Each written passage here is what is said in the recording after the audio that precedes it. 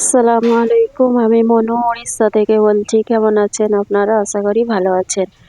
এই যে আরেকটা নতুন ভিডিও নিয়ে চলে আসলাম।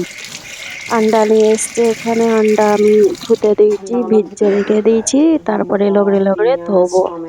আর এখানে পেঁয়াজ, কাঁচা লঙ্কা, টমেটার পানিতে ভিজে রেখে দিয়েছি, ধুয়ে উঠে নিয়ে আর এই চপারে চপ করব।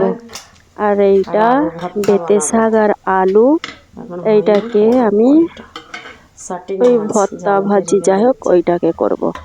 আর এইটা শাটিং মাছ দিয়ে পেঁয়াজ দিয়ে রান্না করব। শাটিং মাছ জাল দিয়ে রেখে দিয়েছি, বাকিটা এখানে ভেজে রেখেছি, মানে ভাজতে দিয়েছি। মাছ তোর পাপাজি তো আজকে খাবে না বুঝি? না, মনে নেই তো, চাল লেপেন না। আর এতে পানি গরম হচ্ছে। আর এইখানে আমি পানি গরম বসিয়েছি। কেমন লাগলো? আজকে লাস্ট এক্সাম, লাস্ট এক মাস পরে পড়া আছে। আজকে তো এখন এক মাস তো একটু যে পড়াগুলো হচ্ছিল একটু তো রেস্ট পেয়ে গেলে, দু চার দিন রেস্ট, তারপরে ফের পড়া স্টার্ট। হলদি দিয়ে দুধ খেয়ে খেয়ে এক্সাম দিই।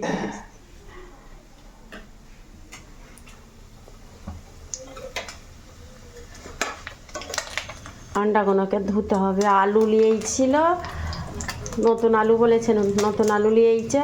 পেঁয়াজ, সব আলুগুলোকে বউলের গামলায় পানিতে সব ভিজে দিয়েছে না। একবার লগড়ে লগড়ে আমি তুলে দিলাম, বাকিটা তোর পাপাজি দুবারাটা তোর পাপাজি ধুয়ে দিল।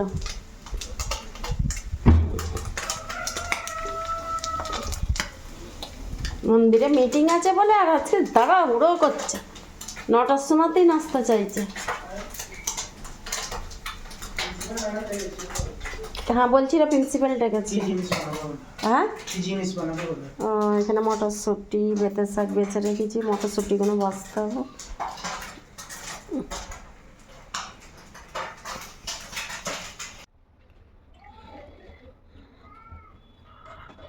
এই যে এইখানে হাঁড়ি বসিয়ে দিয়েছি, তেল দিয়েছি, সর্ষের তেল। তেলটা গরম হয়ে গেছে। আর এই যে চপারে চপ করে যে পেঁয়াজ, কাঁচা লঙ্কা, টমেটার ওইগুলোকে দিয়ে দিচ্ছি।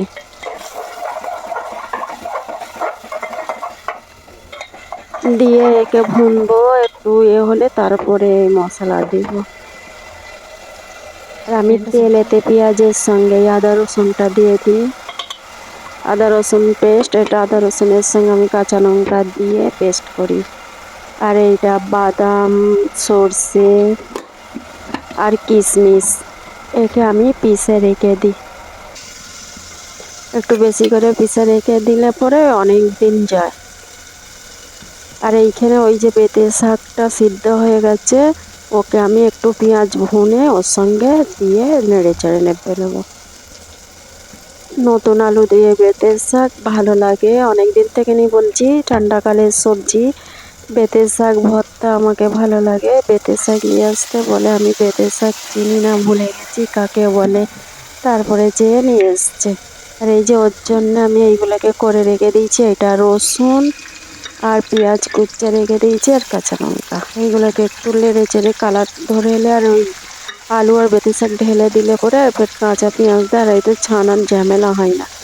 এই তো কে কখনই খাবে তখন ফের ভর্তা বানাতে যাব, পেঁয়াজ, কাঁচা পেঁয়াজ, ফের টাইম লাগবে। আর এই যে দোকান থেকে এসে মানে দরজা থেকে বলবে ভাত দাও ভাত দাও, অত টাইম নেই।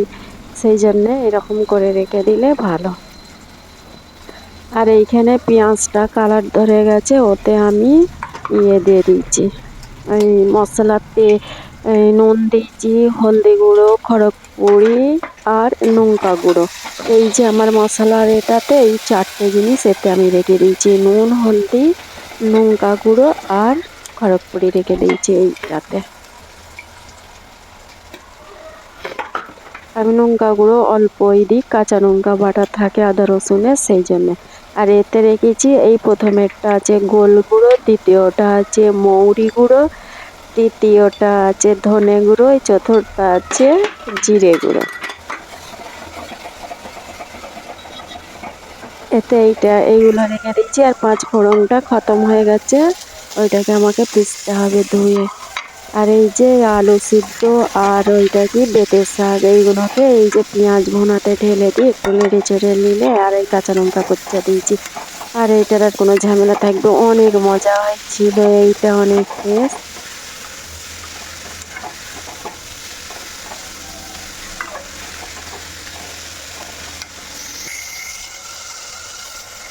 এই যে সুন্দর মতন হয়ে গেছে, অনেক ভালো লেগেছে খেতে।